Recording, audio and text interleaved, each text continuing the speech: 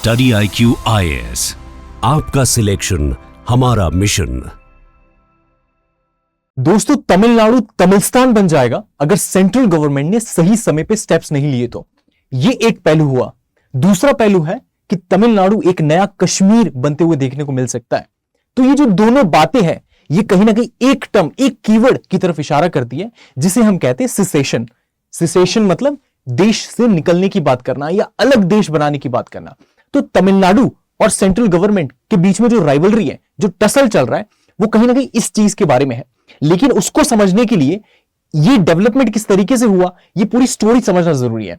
तो ये स्टार्ट होता है फेडरलिज्म से, फिर और इसका अग्रेसिव रूप अगर आप देखेंगे तो उसे हम कहते हैं रीजनलिज्म, और उससे भी एक्सट्रीम, एकदम अग्रेशन वाला कि पूरे देश से निकलने की बात की जाती है, उसे हम कहते हैं सेसेशन। तो इस तरीके से फ्लो करता है।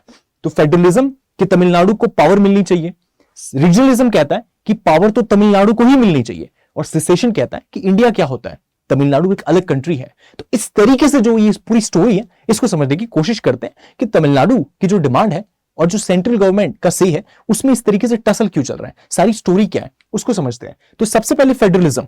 फेडरलिज्म क्या होता है? बेसिकली सिंपल शब्दों में अगर आप समझेंगे तो ऐसे समझिए कि पावर शेयरिंग, कि सेंट्रल गवर्नमेंट है, स्टेट गवर्नमेंट है, और इतने सारे इंडिया में स्टेट्स हैं, हर किसी को पावर मिली हुई है, लेकिन इन सब के ऊपर हेड अगर एक तरीके से देखेंगे तो वो यूनियन गवर्नमेंट है, वो सेंट्रल गवर्नमेंट है। उस तरीके से उन्होंने पावर दिया हुआ है। तो कुछ ऐसे होता है कि सेंट्रल गवर्नमेंट ने एक तरीके से स्टेट गवर्नमेंट को, सारी ही जो स्टेट्स हैं उनकी सरकारों को पावर दी हुई है कि आपके जो सब्जेक्ट्स हैं, आपकी जो उस तरीके से लिस्ट है, उसमें आप कानून बनाइए, और जो नेशनल लेवल के लिए इंपॉर्टेंस होगा उसमें सेंट्रल गवर्नमेंट कानून बनाएगी। तो this is called devolution of power, power को नीचे डिवॉल्व करना। फिर स्टेट गवर्नमेंट और पावर को नीचे लोकल गवर्नमेंट को डिवॉल्व करती है, वो सारी चीजें होती है। तो ये एक स्मूथ तरीका होता है, जो एक फेडरलिज्म का बहुत इंपॉर्टेंट पहलू हो जाता है। उसी के साथ अगर आप समझेंगे उसका एक फीचर, उसका फीचर है इंडिया के रिस्पेक्ट में, वो है कि इंडिया के कॉन्टेक्स्ट में अगर आप देखेंगे ना, तो हमने फेडरलिज्म की बात की कि पावर को शेयर करना है, लेकिन इंडिया के कॉन्टेक्स्ट में ये ट्रू फेडरलिज्म नहीं है। पूरी तरीके से पावर शेयर नहीं किया जाता है, आधा ही पावर दिया जा रहा है। तो तमिलनाडु को अगर आप देखेंगे तो वहां पे उस तरीके से समझिए कि क्वासी फेडरल स्टेट के रूप में हम देख सकते हैं कि इंडिया में क्वासी फेडरलिज्म है। क्वासी मतलब आधा, आधा फेडरलिज्म है। तो आधी पावर दी जा रही, आधी पावर नहीं दी जा रही, ये क्यों हो रहा है?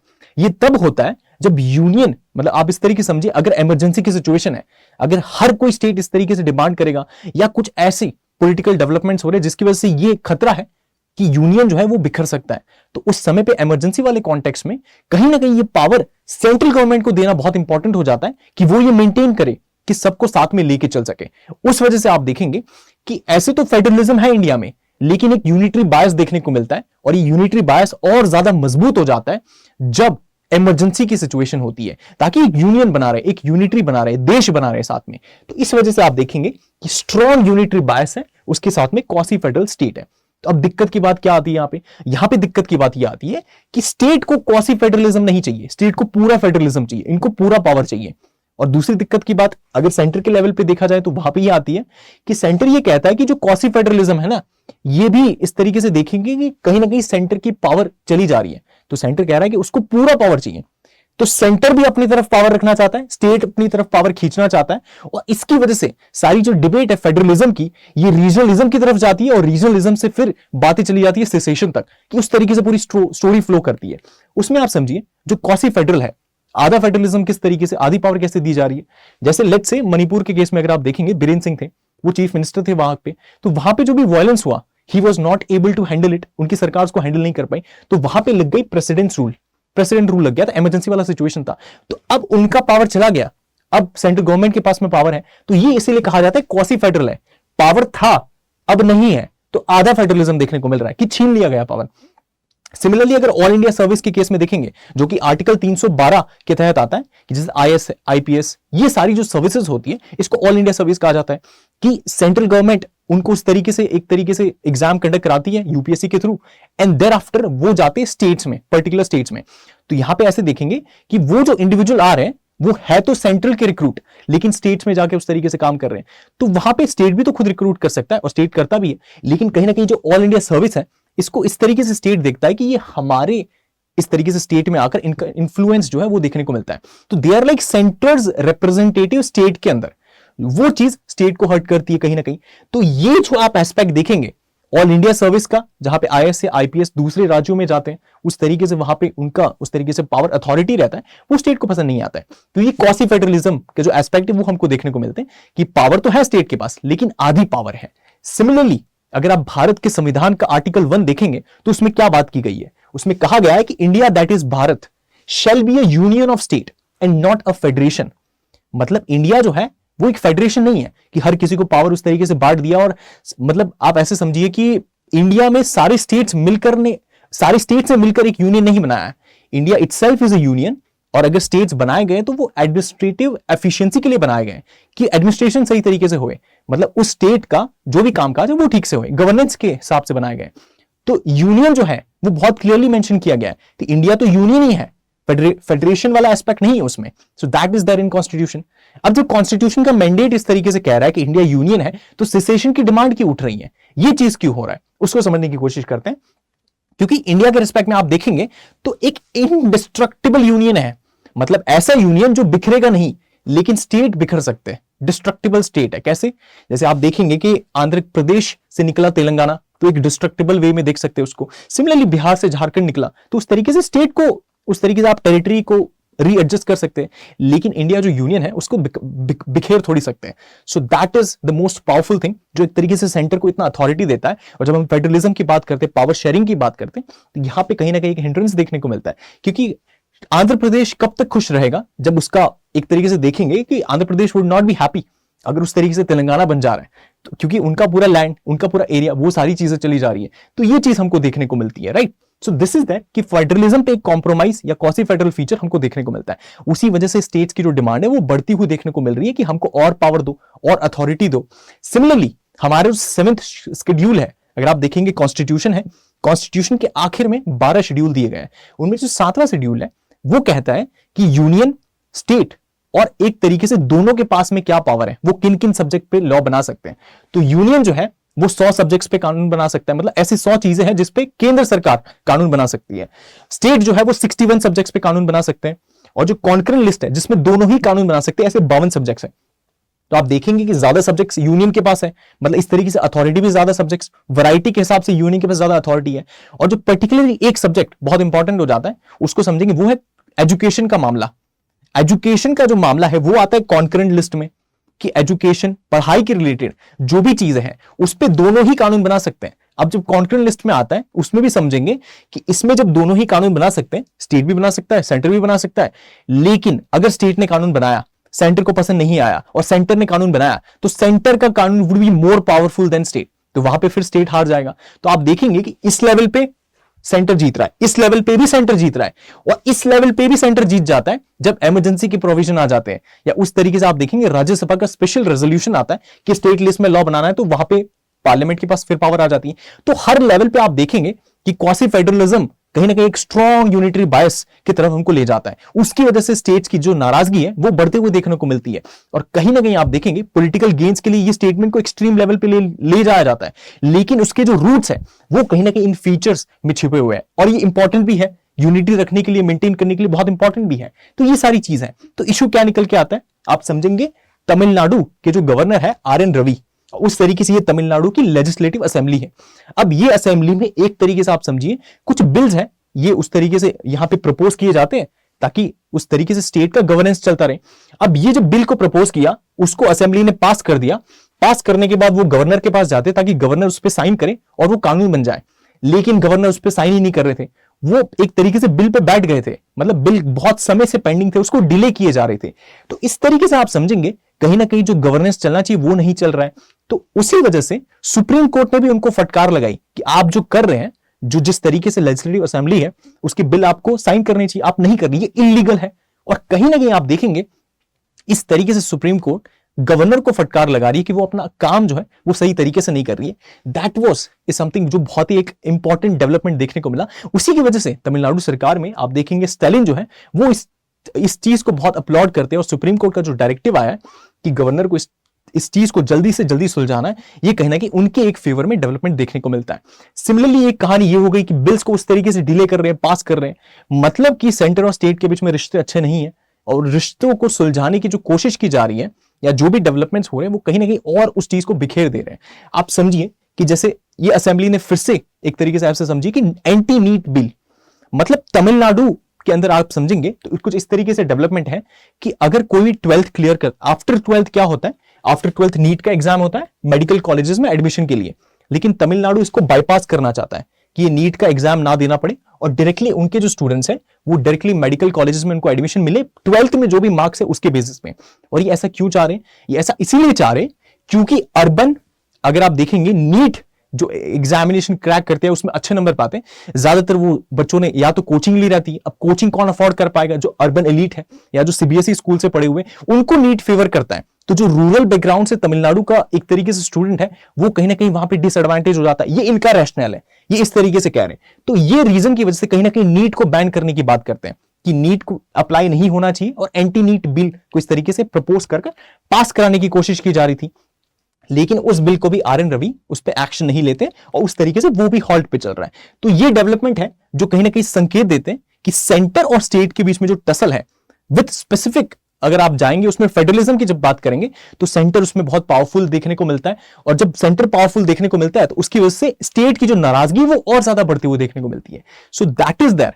एक, ये बिल के रिस्पेक्ट में उस तरीके से पासेस नहीं हो रहे, और दूसरे रिस्पेक्ट में अगर आप देखेंगे, हमने बात की एजुकेशन कॉन्करेंट लिस्ट में है, जब ये बिल की बात आती है, नीट एग्जाम की बात आती है, कॉन्करेंट लिस्ट में स्टेट ने इसीलिए तो बिल बनाया, इसीलिए तो उस पर लॉ बनाया, लेकिन वो आगे नहीं बढ़ पा रहा है। तो पावरफुल कौन हो गया? ऑब्वियसली सेंटर इस चीज में पावरफुल हो गया। तो ये चीज हमको देखने को मिल रहा है। और एक तरीके से आप देखेंगे स्टालिन नेशनल एजुकेशन जो पॉलिसी है उस पर वॉर डिक्लेयर कर देते हैं कि ये कहीं ना कहीं तमिलनाडु को एक तरीके से हर्ट करेगा। ये डेवलपमेंट हमको देखने को मिल रहा है। And similarly you will find कि उस तरीके से जो सेंटर फंड देता है स्टेट को एजुकेशन के मामले या दूसरे जो मामले में, वो हॉल्ट कर देता है। जब ये फंड हॉल्ट हो जाते हैं तो तमिलनाडु उस तरीके से सफर करता है। तो उसमें फिर तमिलनाडु कहता है कि हमको ब्लैकमेल किया जा रहा है कि आप हमारे जो एक तरीके से हिंदी इस तरीके से इंपोजिशन हो रहा है उसको एक्सेप्ट कर लो। ये एक तरीके से ब्लैकमेल वाली बात की जा रही है क्योंकि फंड आप रोक दे रहे हो, तो we are force to think about उस डायरेक्शन में। तो ये जो डेवलपमेंट है इसकी वजह से इनका टसल और ज्यादा मजबूत हो जाता है। उसी के साथ में आप देखेंगे कि जो कांग्रेस के एमपी है वो कहते हैं कि south state will demand separate nation if centre won't release fund. मतलब ये कांग्रेस के एमपी है, ये इस तरीके से कह रहे हैं कि अगर सेंटर फंड रिलीज नहीं करेगा तो साउथ के पास कोई ऑप्शन ही नहीं है, उस तरीके से सेपरेट स्टेट की डिमांड करेंगे। तो ये जब ऐसे स्टेटमेंट देते तो कहीं ना कहीं उनका जो एक तरीके से मनोबल है वो और ज्यादा बढ़ जाता है कि उस तरीके से अपोजिशन वाले या उनके उस तरीके से देखेंगे जो अलायंस पार्टनर है वो उस तरीके से स्टेटमेंट दे रहे हैं। सो दैट इज द डेवलपमेंट कि कहीं ना कहीं आप देखेंगे इसको भले ही पॉलिटिकल टूल के हिसाब से भी यूज किया जाए, लेकिन ये सारी चीजें कहीं ना कहीं एक सिसेशन के रूप में फाइनल उसका जो स्टेज है उस रूप में हमको डेवलपमेंट की तरफ देखने को मिलती है। So this is that. और इसको समझने के लिए बहुत इंपॉर्टेंट हो जाता है कि ये अगर सिसेशन की बात कर रहे हैं तो ये फेडरलिज्म, रीजनलिज्म, सिसेशन पे जब जाते हैं तो इसकी हिस्ट्री क्या है, इसका रूट क्या है, तो आप समझेंगे कि आप 1947 से 67 का टाइम समझिए। ये 47 से 67 के 20 साल के जो ईयर थे इसमें कांग्रेस ने रूल किया, कांग्रेस का एरा था। मतलब लगातार 4 लोकसभा के जो इलेक्शंस थे वो कांग्रेस जीती और कोई पार्टी नहीं आ पाई पावर में। एक ही चीज था कि सिंगल पार्टी डोमिनेंस देखने को मिला था तमिलनाडु के अंदर। उसी के साथ में 1967 के बाद भी अगर आप देखेंगे तो 2 ही पार्टी है, डीएमके और एआईएडीएमके। अब इनके अलावा भी कोई नहीं आया। मतलब 5 साल के लिए आती है, 5 साल के लिए वो पार्टी आ जाती है, या 5 से 10 साल, मतलब इससे ज्यादा गैप नहीं है। और इसी तरीके से यही पार्टी रिवॉल्व करते आई है। मतलब इसके बाद ना कांग्रेस में पावर आई, कांग्रेस पावर में आई, ना कोई और पार्टी पावर में आई, सिर्फ यही दोनों पार्टी के बीच में पावर उस तरीके से रिवॉल्व करता रहा है। अब समझिए इसमें दिक्कत क्या हो रहा है कि एक ही आइडियोलॉजी है, इनकी सिमिलर आइडियोलॉजी है और वो रीजनलिज्म को प्रमोट करती है। और ये और ज्यादा स्ट्रेंथन हो जाता है जब लोगों को दिख रहा है कि और कोई चॉइस ही नहीं है, इन्हीं को तो इलेक्ट करना है। और इस तरीके से ये हमारी जो एक तरीके से रिप्रेजेंटेटिव के रूप में हमारी डिमांड्स को आगे रखेंगे। So that is the whole story. इस तरीके से चीजें हैं। सिमिलरली ये पहलू हमने पहला डिस्कस किया फेडरलिज्म का कि एक सॉफ्ट नेचर है उसका, पावर डिवॉल्व करना चाहिए, तमिलनाडु को पावर चाहिए उस तरीके से, लेकिन उसमें कुछ टसल देखने को मिल रहे हैं। सिमिलरली दूसरा एंगल आता है रीजनलिज्म का कि अब रीजनलिज्म वाला क्या एंगल है, ये इस चीज पे बेस्ड है कि तमिल आइडेंटिटी कि वी आर तमिलियंस और उनकी उस चीज में प्राइड है, उसमें वो बहुत ज्यादा प्राइड लेते हैं। अब उसमें प्राइड लेने में कोई दिक्कत नहीं है, लेकिन जब तमिल आइडेंटिटी कहीं ना कहीं नेशनल आइडेंटिटी से ज्यादा इंपॉर्टेंट और ज्यादा मजबूत हो जाती है तब दिक्कत की बात आती है, क्योंकि यही तमिल आइडेंटिटी फिर आगे जाके सिसेशन का रूप लेती है कि आपको देश ही अलग चाहिए या बहुत ज्यादा ऑटोनॉमी की जो डिमांड होती है वो देखने को मिलती है। So that becomes a problematic thing. मतलब उसी के साथ आप देखेंगे कि इसका रूट क्या है, इसका रूट है पेरियार, जो ईवी रामास्वामी नाइकर, उस तरीके से आप देखेंगे जो पेरियार थे उन्होंने एक द्रविड़ नाडु का कॉन्सेप्ट दिया था कि सारे जितने भी साउदर्न स्टेट्स हैं उनको मिलकर एक अलग ही उस तरीके से नेशन बनाना चाहिए, that would be Dravida Nadu. Nadu means nation, उस तरीके से। और ये क्यों कहा था उन्होंने? क्योंकि कहीं ना कहीं वो नॉर्थ के जो डोमिनेंस है उससे परेशान थे, कि नॉर्थ ब्राह्मणिकल इस तरीके से जो डोमिनेंस था, आइडियोलॉजी था, उससे परेशान थे। और जो भी मैरिजेस के रिस्पेक्ट में देखेंगे तो उन्होंने उस तरीके से उसको ऐसे फॉर्मलाइज कराने की कोशिश की कि हम एक तरीके से संस्कृताइजेशन को क्यों फॉलो कर रहे हैं, मतलब कास्ट हायरार्की के अगेंस्ट में थे कि जो ब्राह्मण्स हैं वो जिस तरीके से चीजें कर रहे हैं हम वैसे क्यों करें, उस तरीके से। So that was there. तो तमिल अटायर को एक तरीके से अडॉप्ट करना, उसको पॉपुलराइज करना, जिस तरीके से गांधी जी ने खादी को पॉपुलराइज किया था, सिमिलरली इनके जो आइडियाज थे वो इस तरीके से थे।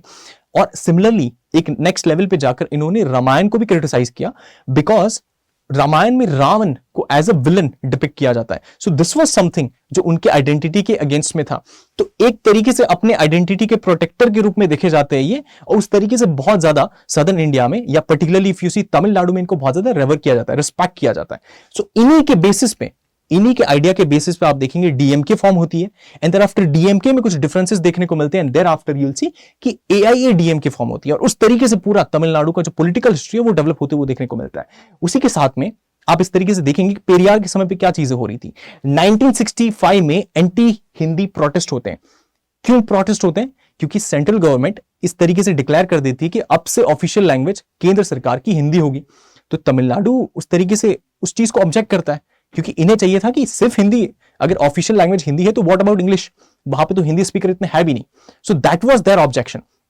तो उसी वजह से ये इतना बड़ा प्रोटेस्ट हमको देखने को मिलता है, और उसी प्रोटेस्ट की वजह से आप देखेंगे सेंटर में आप देखेंगे कांग्रेस पावर में थी, उसके बाद स्टेट में नई parties I, regional parties I. क्यों?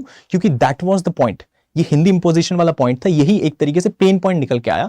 तो आप देखेंगे कांग्रेस एरा 67 में खत्म हो जाता है, जब इलेक्शन होते हैं 1967 में आप पाएंगे कि डीएमके पावर में आ जाती है। और डीएमके जब पावर में आती है तो इनके दो पॉपुलर लीडर, एक तरीके से अन्नादुराई उस समय पे सीएम बनते हैं, और उसके बाद में करुणानिधि जो है वो सीएम बनते हैं उनके बाद में, जब डीएमके पावर में फिर से आती है एआईएडीएमके को हरा के। तो यही दो पार्टीज चलती आई है, जिसमें एआईएडीएमके में आप देखेंगे तो एमजीआर उनके लीडर थे, एमजीआर सीएम रहे बहुत समय तक, एंड जयललिता बहुत समय तक सीएम रही। तो कॉन्जिक्यूटिव टर्म्स में अगर आप देखेंगे, मतलब कभी ये आए कभी ये आए, आप देखेंगे लॉन्गेस्ट सर्विंग चीफ मिनिस्टर के अगर नाम में देखेंगे तो जयललिता का भी नाम बहुत ऊपर रहता है, because she had served for around 15 to 18 years तक उन्होंने उस तरीके से कॉन्टिन्यूसली सर्व किया है। तो ये चीज हमको देखने को मिलते हैं कि पॉलिटिकल डेवलपमेंट में ज्यादा चेंजेस नहीं है, ज्यादा वेरिएंस नहीं है, सेम ही उस तरीके से पार्टी का ज्यादा चेंजेस नहीं देखने को मिल रहा। ये दिक्कत वाली बात थी। तो इसमें कहीं ना कहीं इनको जो रीजनलिज्म वाला एस्पेक्ट है उसको मजबूती थी, और आप पाएंगे कि जो पेरियार थे और कहीं ना कहीं जो अन्नादुराई थे उनके बीच में डिफरेंसेस थे,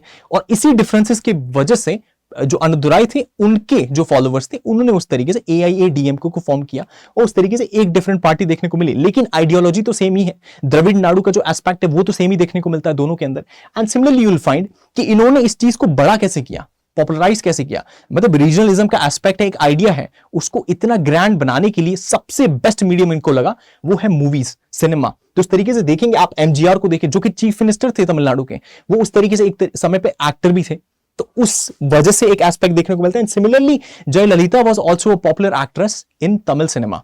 तो इसकी वजह से इन्होंने लोगों को यह महसूस कराया कि जो पॉलिटिक्स है वो लोगों के हित के लिए हो रहा है, उसकी वजह से लोगों का फायदा होगा। तो ये जो एक डायलॉग था ये बहुत उस समय में पॉपुलराइज हुआ। तो उस तरीके से लोगों को लगा यार अगर कोई चेंजेस आएगा तो पॉलिटिक्स के थ्रू आएगा, तो उस तरीके से अपने ओपिनियंस और अपनी जो भी चीजें थी वो उस तरीके से वो रखने लगे। And that development eventually led to एक जो गॉड लाइक फिगर होता है उस तरीके से ये चीफ मिनिस्टर जो है वैसे बन के देखने को मिले। तो that was the development that was happening. तो सारा जो रीजनलिज्म वाला एस्पेक्ट है ये कहीं ना कहीं आप देखेंगे, मतलब पूरे इंडिया में आप देखेंगे तमिलनाडु के अंदर if you see there are 7 crore Tamilians पूरे इंडिया में, तो इट्स अ स्ट्रॉन्ग बेस।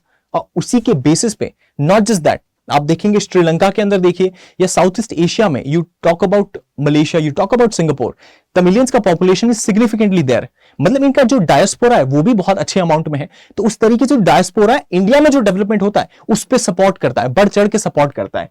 और एक स्टेप आगे जाकर मतलब तमिल के जो कल्चरल प्रिजर्वेशन है कि उनकी जो आइडेंटिटी है उसको प्रोटेक्ट करना समझ में आता है, लेकिन एक स्टेप आगे जाकर कहीं ना कहीं जो टेररिस्ट ऑर्गेनाइजेशन एलम की जो नैरेटिव है उसको भी सपोर्ट करता है।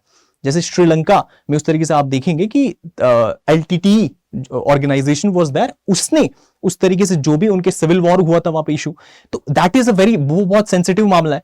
उसके कॉन्टेक्स्ट में भी आपको देखने को मिलेगा कि तमिलियंस उस कॉन्टेक्स्ट में इस ऑर्गेनाइजेशन को भी सपोर्ट करते हैं।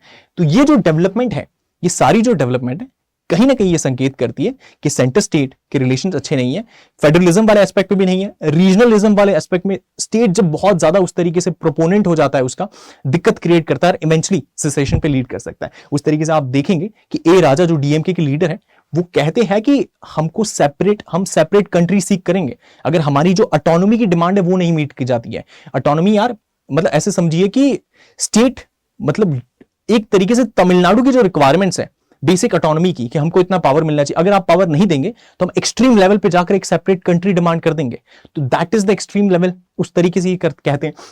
सिमिलरली आप देखेंगे कि आप हमको पुश मत कीजिए, सेंट्रल गवर्नमेंट से कहते हैं कि हमको पुश मत कीजिए, अगर आप हमें पुश करेंगे तो will go to the next level for the secession. ये चीज हमको देखने को मिलती है पॉलिटिकल डेवलपमेंट्स में। And similarly if you see, एक कॉलेज स्टूडेंट उस तरीके से एक एक्सटेम्पोर्ट करते हैं, उसमें स्पीच देते हैं कि क्यों तमिलनाडु एक अलग नेशन बनना चाहिए, और ये जो द्रविड़ नाडु का एस्पेक्ट है उसके ऊपर बात करते हैं, तो उसके लिए उनको अवार्ड दिया जाता है बाय चीफ मिनिस्टर। तो ये जो डेवलपमेंट है ये कहीं ना कहीं बहुत ज्यादा सेंसिटिव हो जाता है कि उस तरीके से तमिलनाडु एक अलग नेशन की जो डिमांड कर रहा है वो उनके ऑटोनॉमी वाले एस्पेक्ट में छिपा हुआ है, और क्या उसके नुआंसेस हैं कि पॉलिटिकल गेम कितना है, या क्या जेन्युइनली उनको उस तरीके से वो चीज चाहिए या नहीं चाहिए। इसको आगे देखते हैं किस तरीके से डेवलपमेंट हो रहा है। तो तीसरा जो एस्पेक्ट आ जाता है वो है सेसेशन का, कि सही में क्या कंट्री अलग चाहिए, क्या पॉसिबल है उनको सही में कंट्री मिल जाएगी, या क्या नैरेटिव है, या सिर्फ एक पॉलिटिकल गेम के तौर पे खेल रहे हैं। तो ये जो तमिल सेसेशन की बात हो रही है उसमें आप समझिए कि इनकी डिमांड किस तरीके से है। 1940 से 60s तक ये जो 4 स्टेट थे, तमिलनाडु, केरला, कर्नाटका, आंध्र प्रदेश, ये साथ में उस तरीके से डिमांड कर रही थी कि द्रविड़ नाडु होना चाहिए। लेकिन जब आप देखेंगे कि इंडिपेंडेंस मिल जाता है, उसके बाद में ये इनके जो सपोर्ट है वो कम हो गया द्रविड़ नाडु के रिस्पेक्ट में, और जो तमिलनाडु था वो उसको कंटिन्यू करता रहा। तो जो बाकी स्टेट्स है उनका सपोर्ट बहुत कम है। सिमिलरली आप स्टालिन को देखेंगे, उन्होंने कहा भी था कि अगर दूसरे स्टेट सपोर्ट करते तो I demand for the Dravida Nadu की फिर से मैं डिमांड उठाऊंगा। ये चीज हमको देखने को मिली थी। एंड सिमिलरली इनकी ये स्टोरी में, सेसेशन की स्टोरी में सबसे बड़ा टर्निंग पॉइंट तब आया जब आप देखेंगे 1963 में। 1963 में भारत सरकार ने 16th कॉन्स्टिट्यूशनल अमेंडमेंट लाया, जिसके तहत इन्होंने ये कहा कि अगर कोई भी सेसेशन की डिमांड करता है, अगर कोई भी कहता है कि उसे देश से अलग एक देश बनाना है, तो कहीं ना कहीं वो जो स्पीच होगी उसको इलीगल माना जाएगा और उसके तहत उन पे कार्रवाई हो सकती है। तो कॉन्स्टिट्यूशन अमेंडमेंट के तहत ये चीज अंदर एक तरीके से पुश कर दी गई कि दिस इज समथिंग जो पॉसिबल ही नहीं है। तो इनकी जो पॉसिबिलिटी थी, इनकी जो डिमांड थी, वो कहीं ना कहीं वहीं फिजल आउट हो गई।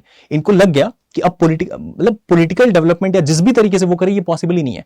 तो इनके लिए नेक्स्ट स्टेप ये था कि अब सेसेशन तो हाथ से गया, अब क्या मिल सकता है? अब मिल सकता है रीजनलिज्म वाला आइडिया, जिसको ये एक तरीके से प्रोपोनेंट कर रहे हैं। एंड सिमिलरली फेडरलिज्म में कुछ पावर मिल जाए, कुछ ऑटोनॉमी मिल जाए, तो उसकी कोशिश करेंगे। सो दैट इज देयर, जो एक डेवलपमेंट में हमको देखने को मिल रहा है। तो इन्होंने अपनी जो सेसेशन की डिमांड थी उसको एक तरीके से ड्रॉप कर दिया।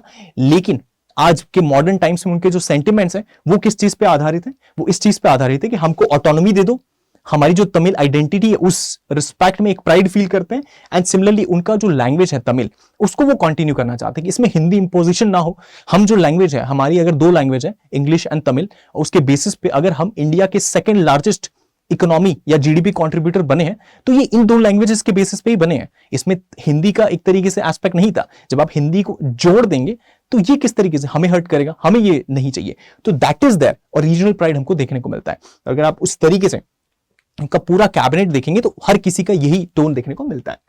सिमिलरली दे से दैट कि मतलब सेपरेट कंट्री की जो डिमांड है वो देखने को मिलती है। इनके जो लीडर्स हैं, या सिर्फ लीडर नहीं, बाकी जो पार्टी वर्कर्स हैं, हर लेवल पे ये चीज एक तरीके से प्रोपोनेट करते हुए देखने को मिलते हैं। एंड सिमिलरली इफ यू सी कि ये जो भी चीज है कि इस तरीके से हमको सेपरेट कंट्री चाहिए, ये एक एस्पेक्ट है। लेकिन आप इसको समझिए कि ये 66 ईयर अगो इन्होंने छोड़ दिया था इसे।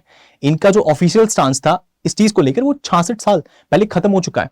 जब 1963 में उस तरीके से कॉन्स्टिट्यूशन अमेंडमेंट होता है, इनको रियलाइज होता है ये तो पॉसिबल ही नहीं है, तो ये भी ड्रॉप कर चुके हैं। तो ये वापस इस चीज को क्यों ला रहे हैं? ये वापस इसीलिए ला रहे हैं क्योंकि नेक्स्ट ईयर आप देखेंगे इलेक्शन होने वाले हैं, और कहीं ना कहीं ये बहुत इंपॉर्टेंट हो जाता है कि आप जो आपके अपोनेंट है या जो सेंट्रल गवर्नमेंट है उसके अगेंस्ट में कुछ ना कुछ तो मुद्दा लाए। सो दैट इज समथिंग, ये बहुत ज्यादा न्यूज में उस तरीके से चल रहा है कि एक सेपरेट कंट्री, उसकी डिमांड, सो दैट लोग उसके लिए वोट करेंगे, उस आइडिया को रिप्रेजेंट करेंगे। क्योंकि आप देखेंगे जो भी इनके पिछले चीफ मिनिस्टर्स रहे हैं, लाइक देवर सिनेमा एक तरीके से बहुत ज्यादा फैनेटिक, या फिर एक बहुत लाइक लार्जर देन लाइफ वाला उनका इमेज रहता था। सो सेम थिंग यहां पे भी उस तरीके से ज्यादा मास को गैदर करने के लिए ये एस्पेक्ट देखा जा सकता है कि इस तरीके से ये इसको अपील कर रहे हैं, ज्यादा अपीलिंग लगे, एंड एक लेवल आगे जाकर उस तरीके से डेवलपमेंट हो जाता है कि कहीं ना कहीं इनके एक जो लीडर है उस तरीके से कंट्रोवर्सी स्पार्क कर देती है, कहते हैं कि तमिलनाडु को अपनी अलग से फॉरेन पॉलिसी बता देनी चाहिए, इतने एक्सट्रीम जाकर इस चीज को कह देते हैं। सो ये जो भी डेवलपमेंट्स हैं कहीं ना कहीं इस तरीके से पॉलिटिकल टूल के तौर पे देखे जा सकते हैं। एंड सिमिलरली इफ यू सी कि मतलब ये थोड़ा पुराना आर्टिकल है जिसमें इस तरीके से कहा गया था, इनके एक लीडर थे, इन्होंने इस तरीके से जो चेन्नई के अंदर लाइक यू विल सी चेन्नई के अंदर जो एक डिप्लोमेट है, यूएस रिप्रेजेंटेटिव थे, उनसे कहा कि अगर तमिलनाडु इंडिया से अलग होता है तो क्या यूएस उस तरीके से तमिलनाडु को सपोर्ट करेगा। मतलब इस लेवल तक ये चले गए थे। तो ये जो डिमांड है एक पॉलिटिकल एस्पेक्ट देखने को मिलता है, लेकिन कुछ लोगों के लिए अगर आप देखेंगे तो कहीं ना कहीं ये सेंसिटिव मामला भी है कि एक्चुअल में उनको उस तरीके से सेपरेट तमिलनाडु चाहिए। तो दोनों ही पहलू हैं जो हमको देखने को मिलते हैं।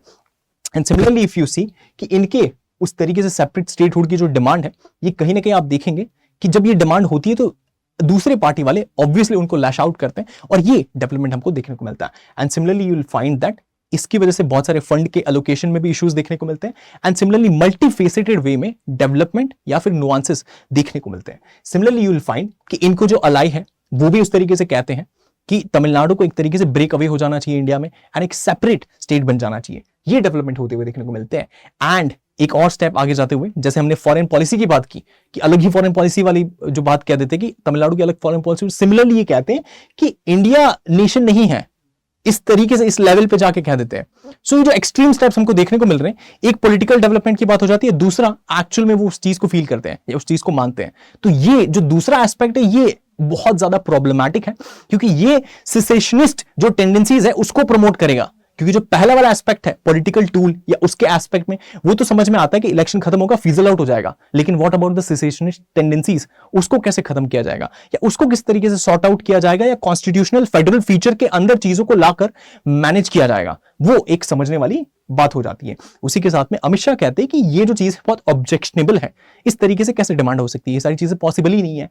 And thereafter if you see जब ये चीज कही जाती है तो सिमिलरली बीजेपी के उस तरीके से लीडर जो तमिलनाडु के हैं वो भी कहते हैं कि लाइक ये सारी डीएमके की जो टैक्टिक्स है, पॉलिटिकल टूल्स हैं, ये इसीलिए यूज किए जा रहे हैं क्योंकि मिस गवर्नेंस है, उन्होंने तमिलियंस के लिए कुछ काम किया ही नहीं है, तो अब दिखाने को है नहीं, इलेक्शन आ रहे क्या करेंगे, यही सारी चीजें लाएंगे कि उस तरीके से प्राइड, रीजनल प्राइड, ये सारी चीजें शो करने की कोशिश करेंगे। ये इस तरीके से इनकी तरफ से स्टेटमेंट देखने को मिलता है। एंड सिमिलरली कुछ भी अगर हिंदी में लिखा रहता है बोर्ड्स पे उसको मिटा देते। सो ये जो चीज है कहीं ना कहीं आप देखेंगे कि वीएचपी कहती है कि एक पैटी पॉलिटिक्स है, बहुत ही तुच्छ तरीके से चीजें की जा रही है, अगर हिंदी उस तरीके से नहीं चाहिए तो ये एक सही तरीका नहीं होता है, आप इस तरीके से प्रोजेक्ट कर रहे हैं चीजों को। सो ये सारे डेवलपमेंट देखने को मिल रहे हैं और आर.एन. रवि का उस पर कॉमेंट देखने को मिल रहा है कि लोगों का दिमाग एक तरीके से ब्रेन वॉश हो गया है या फिर they like it has become toxic, वो समझ ही नहीं पा रहे किस तरीके से चीजें हो रही है। So this are the development that are happening. और उस तरीके से स्टेटमेंट या पोस्टर #GetOutRavi, मतलब गवर्नर के साथ इतने खराब रिश्ते हैं कि उस तरीके से पोस्टर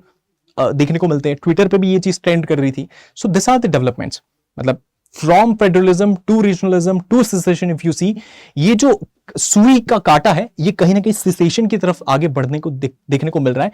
लेकिन यही सबसे बड़ी दिक्कत की बात है, क्योंकि अगर स्ट्रॉन्ग नेशन के रूप में हमको देखना है तो कहीं ना कहीं ये जो थ्रेशोल्ड है फेडरलिज्म और रीजनलिज्म का, इसके जितना हम लेफ्ट में रहेंगे या जितना हम फेडरलिज्म के एस्पेक्ट में रहकर जो भी चीजें कॉन्स्टिट्यूशनल नॉर्म्स के हिसाब से करेंगे उतना बेटर है हर किसी के लिए, सेंटर के लिए भी, स्टेट के लिए भी और बाकी जो स्टेट्स हैं उनके लिए भी।